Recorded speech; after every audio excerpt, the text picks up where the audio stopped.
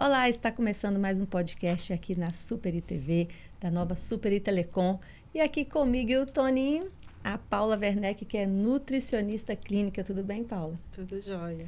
E hoje nós vamos conversar aqui um pouquinho sobre essa questão de emagrecimento, né? Problemas aí de saúde, a pessoa procura um nutricionista para se alimentar melhor, mudança de vida e tudo mais. Então hoje a gente vai esclarecer aqui algumas coisas. O Toninho recentemente começou aí uma dieta, a Paula, e ela vai explicar também por que ele começou essa dieta, né? O que ele deixou de comer para melhorar a saúde. E aí, Paula, o que é ser nutricionista clínica? Boa tarde a todos. Primeiro eu gostaria de agradecer o convite ao Sr. Toninho. É um prazer falar sobre nutrição e esclarecer um pouco mais sobre a importância da alimentação saudável.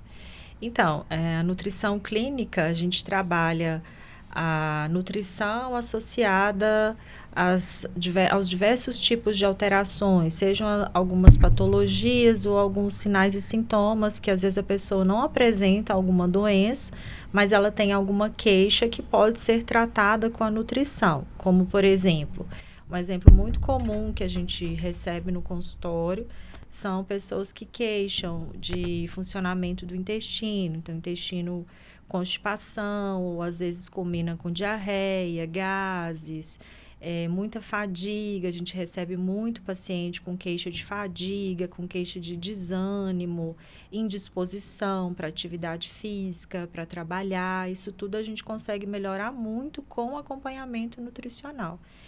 Porque antes as pessoas procuravam nutricionista para emagrecer.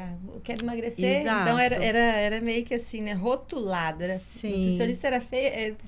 Se formou para emagrecer. Sim. Então, hoje tem aí, quando você diz clínica, são várias, não é só obesidade, também tem, né, doenças crônicas, né? Sim, como, por exemplo, diabetes, a hipertensão arterial, a doença renal crônica, essas patologias, o acompanhamento com a nutrição é extremamente importante, porque associado ao acompanhamento médico, ao uso dos medicamentos, a gente consegue trazer uma qualidade de vida melhor para o paciente. E por falar em qualidade de vida, né, Toninho? Você começou... Doutora Paula, fala-se muito em dieta vegetariana, né?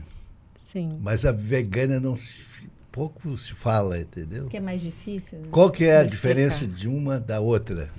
Então, existe o vegetarianismo e dentro do vegetarianismo existem as variações. Então, por exemplo, o que é o vegetarianismo? O indivíduo ele para de comer tudo que é carne e derivados do animal que sofreu morte. Então, carne bovina, carne suína, peixe, leite, derivados e até o mel. Ele tira totalmente. E aí nós temos o ovo lácteo vegetariano, que ele para de comer carne e carne branca, carne vermelha, mas ele ainda consome ovo e consome leite. Uhum. E tem o indivíduo que para de comer só a carne e leite derivados, mas ele consome ovo. Ou tem aquele que tira carne e ovo, que é o lacto vegetariano, mas que continua comendo leite e tomando leite e comendo os derivados do leite. E existe o vegano. O vegano, a diferença é que é mais uma filosofia de vida mesmo, porque a pessoa ela opta por parar de comer carne, leite, derivados, mas além disso, ela não utiliza nada que tenha, nem, por exemplo, cosméticos que tenham sido testados em animais. Essas pessoas veganas optam por não usar esses produtos. Nada que cause sofrimento animal. Então, o veganismo seria mais voltado para uma filosofia de vida mesmo. Seria mais radical? Seria, não quero dizer radical, mas nada que envolva animal. Por exemplo, uma bolsa de couro.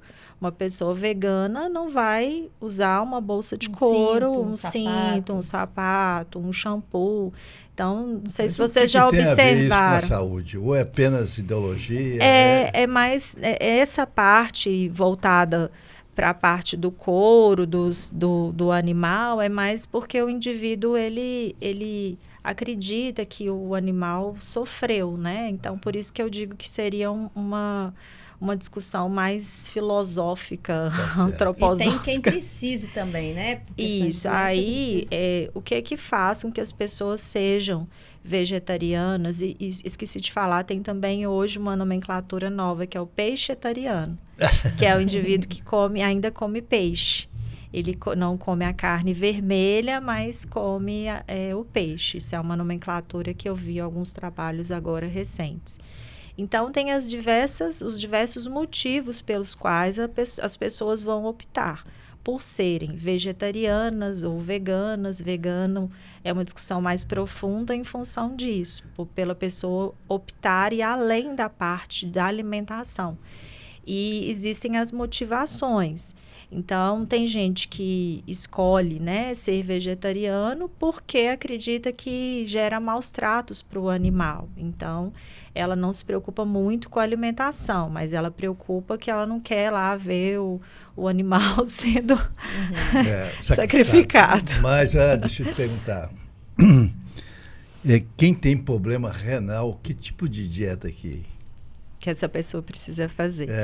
Então, tanto no diabetes quanto o próprio diabetes pode levar aos problemas renais, que é o que a gente chama principalmente as doenças crônicas, a doença crônica, quer dizer, que é a doença renal crônica, a nefropatia diabética, advinda de um diabetes mal controlado. Ou ao longo da vida essa glicemia oscilou e aí acabou repercutindo na função renal. Pacientes renais, nesse sentido, que são pacientes com doença renal crônica, eles perdem a capacidade de fazer uma filtração normal. Qual que é a principal função do rim? O rim tem várias. Dentre elas é fazer a filtração do nosso sangue. Mas, além disso, o rim também é um órgão endócrino. Ele fabrica um hormônio que se chama renina. O rim também que transforma a nossa vitamina D inativa em calcitriol, que é a vitamina D ativa. O rim que controla fósforo no nosso sangue, potássio, esses minerais. O controle desses minerais é feito pelos rins.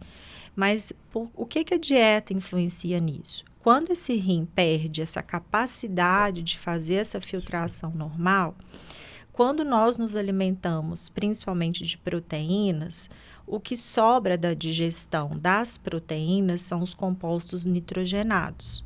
Esses compostos nitrogenados, eles são convertidos em ureia lá no nosso fígado. O que sobrou lá do que a gente comeu da proteína é convertido em ureia, e o excesso dessa ureia, num funcionamento normal do nosso corpo, o que acontece? Nós eliminamos através da urina.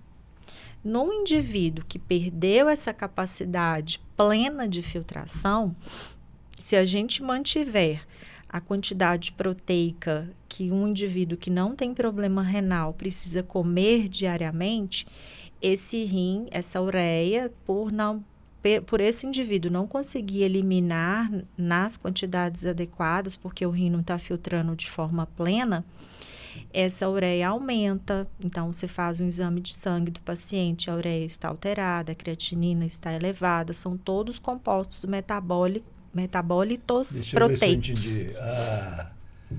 A questão da ureia alterada em função de excesso de proteína? Não necessariamente. Na verdade, o que nós comemos de proteína também impacta nessa alteração. Mas a ureia se altera porque esse rim perdeu a sua capacidade plena de funcionamento. Então, ela fica mais elevada porque o indivíduo não consegue excretar normalmente o que ele fazia quando esse rim conseguia filtrar normalmente. É muito comum também na doença renal crônica o que nós chamamos de proteinúria. Geralmente associa-se muito a proteinúria. O que é proteinúria? Perda de proteína na urina. Mas aí o senhor vai me falar assim, mas se eu estou perdendo proteína, você não tem que me dar mais proteína? Você vai me tirar a proteína? Eu estou perdendo na urina? O raciocínio poderia ser esse, certo? Mas é o contrário. Se eu ofereço mais proteína, Se é esse órgão que vai ter que fazer, o que o rim teoricamente faz? Ele tem uma capacidade também, ele não só filtra, ele faz o que nós chamamos de reabsorção. Então, a albumina, que é uma das principais proteínas que circulam no nosso sangue, a albumina, que depois que passa pelo processo de filtração normal, o que o rim faz? Ele reabsorve, ele não deixa essa albumina sair na urina. Mas se ele perdeu a sua capacidade de funcionamento normal, imagina uma peneira furada. Se você vai peneirar um suco de maracujá, se ela estiver furada, vai cair no suco a semente. Imagina o néfron lá, que é a unidade funcional desse rim, se ele perdeu também essa capacidade de fazer reabsorção, essa proteína vai se perder na urina, que é o que nós chamamos de proteinúria. Então, o que eu tenho que fazer na dieta? Restringir proteína. Porque aí esse rim, ele não vai fazer mais exaustão.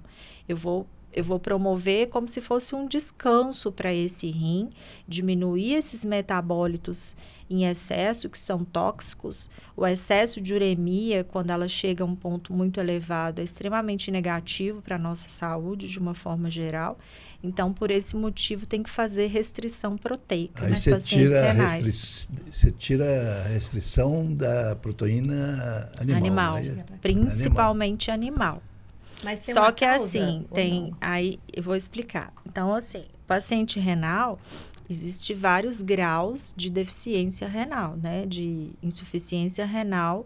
Ela pode ser aguda por algum motivo, por exemplo, pode ser um indivíduo que tem episódios de infecção urinária recorrentes, desenvolveu uma IRA, que a gente fala, que é insuficiência renal aguda, trata e esse rim volta a funcionar normalmente. Ou pode ser crônica. A doença renal crônica, ela está relacionada principalmente a diabetes, então ao diabetes, a indivíduos hipertensos e indivíduos que têm rim, que é uma doença que o paciente nasce com esse problema, que é o rim policístico. Ou algumas outras doenças crônicas, imunológicas, como por exemplo o lúpus. Então, o paciente com lúpus, ao longo da vida, ele pode perder a sua capacidade de funcionamento renal também. Dentro dessa insuficiência renal, existem classificações. Classificação 1, 2, 3, até o nível 5. Quando chega no 5, o paciente tem que fazer diálise. Então, já não tem o que fazer, né? Com relação à filtração, esse rim já não funciona mais. Então, a gente precisa fazer algum tipo de tratamento dialítico. Deixa eu perguntar à senhora.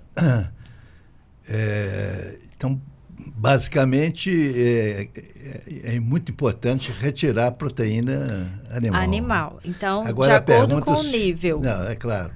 Mas a minha pergunta é o seguinte: a proteína vegetal, ela substitui bem a animal? Substitui bem a proteína animal.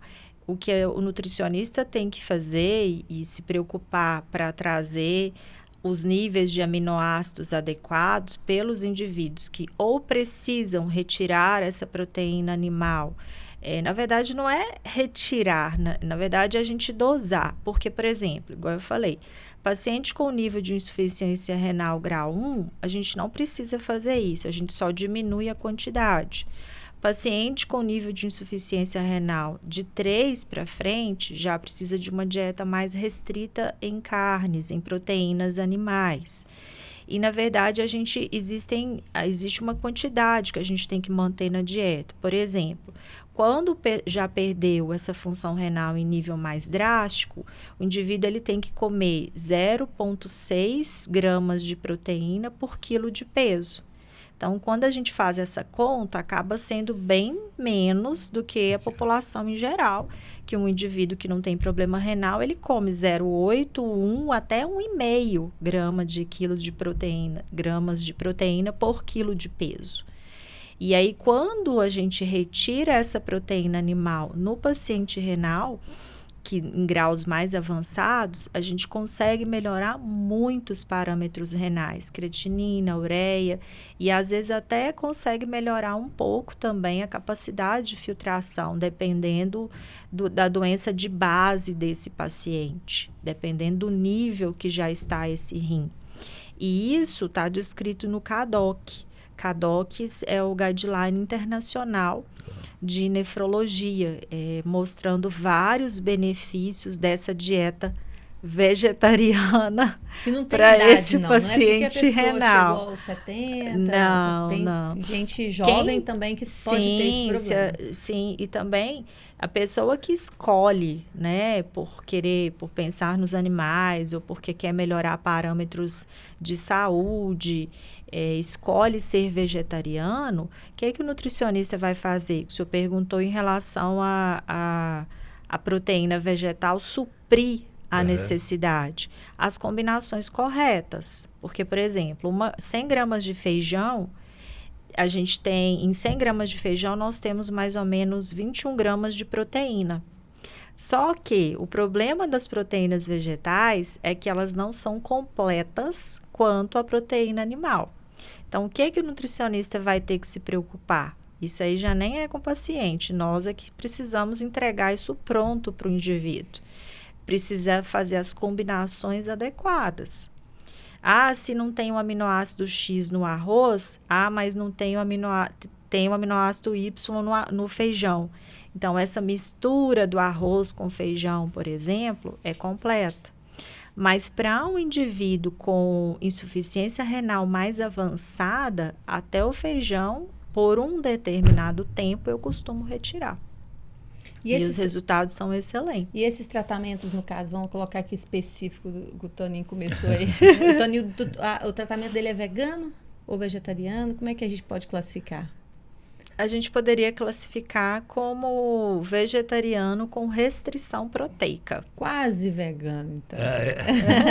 E por quanto tempo que seria? Se é um tratamento a longo prazo, a curto prazo? Então, na verdade, de acordo com a evolução, a gente começa a incluir novamente essas fontes. Tem que estar fazendo os exames novamente? Sim. De acordo com a evolução dos parâmetros, a gente vai evoluir. Então, por exemplo, já dá para voltar com feijão, pelo menos 3 vezes na semana. Já dá para inserir 70 gramas, geralmente, de peixe, de frango. Depende muito da evolução dos parâmetros. Deixa eu perguntar à senhora. E cerveja, pode tomar? Hein? Pergunta difícil, né, Vanilson? É sério. Pode ou não pode? Você está tomando ou não está, Tânia? Você está tomando a cerveja? É segredo, né? Segredo? Como é que você faz ele expor isso para nutricionista? Se ele está perguntando, é porque ele está achando que está tomando escondido. Então, o álcool, de uma forma geral, né? O álcool depende muito do indivíduo, da pessoa, né? Um indivíduo, por exemplo, que é associado a um diabetes, a um problema renal, se ele tem uma esteatose hepática mais grave, que é o que nós chamamos de gordura no fígado, é um processo inflamatório. Às vezes o indivíduo não leva isso muito a sério, né? É só uma gordura no fígado. Não é só uma gordura no fígado, é um processo inflamatório que pode evoluir, inclusive, para hepatite, para cirrose e até transplante hepático. Quando eu li sobre isso, eu fiquei chocada. Nossa, esteatose evoluir para transplante? Sim, porque se a pessoa não cuida a vida inteira e esse fígado ele vai cada vez mais inflamar e piorar até perder sua capacidade funcional. E o câncer tem a ver com a dieta? Sim, tem vários tipos de câncer que estão relacionados à dieta. Um deles, por exemplo, o câncer de mama, o câncer de intestino, por exemplo, tem uma relação direta com a dieta. Não necessariamente apenas a dieta, né? Mas na oncologia, os fatores genéticos e os fatores ambientais também, como tabagismo, poluição, obesidade tem relação com câncer também, porque o indivíduo obeso, nós falamos que é um indivíduo inflamado, né? A literatura coloca. Por que ele é inflamado, Paulo? porque o tecido adiposo, que é o tecido gorduroso do nosso corpo, hoje ele é considerado como órgão endócrino, porque ele produz substâncias que são chamadas de citocinas inflamatórias, que geram um processo inflamatório de baixo grau. Então, todo indivíduo que está acima do peso, ele é um indivíduo inflamado, que tem esse processo de inflamação de baixo grau. E voltando à dieta vegetariana, um dos grandes benefícios que ela traz, pelo indivíduo incluir muita verdura, muitas frutas, o prato bastante colorido, as sementes, castanhas, nozes, esses alimentos, eles melhoram muito a nossa microbiota intestinal, que também é chamada de flora intestinal. Essa microbiota intestinal melhora tanto o aspecto dos filos que nós temos no nosso intestino, como também a diversidade. E hoje em dia, quanto maior a diversidade dessa microbiota, mais saúde nós temos. Então, um dos aspectos positivos de se caprichar mais nos vegetais, nessa alimentação mais natural, é essa melhora da microbiota intestinal. E as massas e os pães? Como é que o nutricionista vê a questão das massas e dos pães? Então, carboidrato, né? Sim, o carboidrato é fundamental para a vida, né? Os pães fazem parte do nosso dia a dia. O que é ruim são os excessos, seu Toninho. Não pode ovo nem leite. É difícil até para comer um bolo. Para fazer, um bolo mas você fala em relação aos vegetarianos. Mas tem leite de soja. Tem os leites vegetais, leite de coco, tem o leite de soja, de amênua. Só não tem o ovo. Não sei. Tem ovo. Mas você consegue usar a linhaça. O leite de soja puro é muito ruim. Agora, o leite de soja com amêndoa é delicioso. Tomei hoje cedo. O de coco você já provou? Leite de coco? O de coco em pó diluído na água é maravilhoso. É muito saboroso. Eu gosto, particularmente eu gosto. E essa questão da proteína aí, das pessoas hoje em dia, tá na moda, tomar whey, né? Tem essas marcas aí. O pessoal está tomando porque tem que malhar e tem que tomar proteína. Tem que tomar além, né? O pessoal às vezes não faz no exame, não faz nada e vai tomando. É extremamente arriscado, né? Esse além é que é desnecessário, porque os trabalhos mostram que se você ingere a quantidade de proteína para ganhar massa muscular, seja vinda de uma proteína animal, como whey protein, ou de uma proteína vegetal, não tem necessidade de você extrapolar as quantidades que são necessárias para você ficar bem. Ficar forte, às vezes, não ganhar mais precisa. Massa, não vai eliminar do mesmo jeito o Agora, excesso. não quer dizer, por exemplo, que o whey não pode ser usado porque vai piorar a função renal. Só mesmo quando o indivíduo já tem uma alteração que a gente não vai utilizar. Porque existe aquela conta que eu expliquei, que nessas pessoas que têm perda de função renal, eu preciso restringir o valor total de proteína dessa dieta. Aí eu vou suplementar o whey, não faz sentido. Esse paciente vai piorar. Eu acho que já aconteceu, acho que quase toda nutricionista, se não todas, de uma amiga pegar a receita da amiga que está indo no nutricionista e fazer a dieta em cima daquilo ali. Você falando de exames, igual, né, o Toninho vai fazer novos exames para poder mostrar, para ver se vai continuar com a dieta ou não. Porque cada indivíduo tem um comportamento, tem um exame ali que mostra como que eu pego a dieta do colega geral. E começo a fazer. Todas as que é perigoso. Demais. As prescrições precisam ser individualizadas. O próprio paciente renal, por exemplo, você estuda lá na faculdade. Você tem que tomar conta do potássio, do fósforo. E aí eu vejo que tem gente que vai lá e restringe o potássio exageradamente desse paciente, só que o exame dele está normal, está até num nível super tranquilo. Para que eu vou restringir potássio dessa pessoa? Por que eu vou tirar a fonte de fósforo se os parâmetros de fósforo dele estão totalmente normais? Porque quando você vai passar uma receita, uma dieta, você tem que olhar os exames. Sim. Os exames daquela pessoa não é a mesma coisa que o exame da amiga dela. Ela pega pronto. Os sintomas que ela apresenta, a amiga tem constipação. A outra, o intestino já funciona super bem. Eu passo uma dieta laxativa para a amiga que tem constipação intestinal. A outra vai passar mal, vai encher de gases. Então, hoje a gente fala em individualidade. Nada é igual para todo mundo, inclusive nos pacientes renais. Não é a mesma coisa para todo mundo. Existem os graus, as variações, as necessidades diferentes. Tem gente que já tem problema com potássio, então a pessoa vai ter que restringir, comer só as frutas que são pobres em potássio, então fica mais restrito ainda. Você não tem que, você estudou porque estudou que você tem que tomar conta do potássio, do fósforo, então você vai tirar tudo que é fonte de fósforo, de potássio, porque a pessoa tem um problema renal. Não, olha o exame dela. Está alterado. Doutora, se fala muito em dieta para emagrecer, né? E dieta para engordar? Sim, temos também dieta hipercalórica para ganhar massa magra, para ganhar massa muscular. O valor calórico precisa ser alterado, precisa ser aumentado.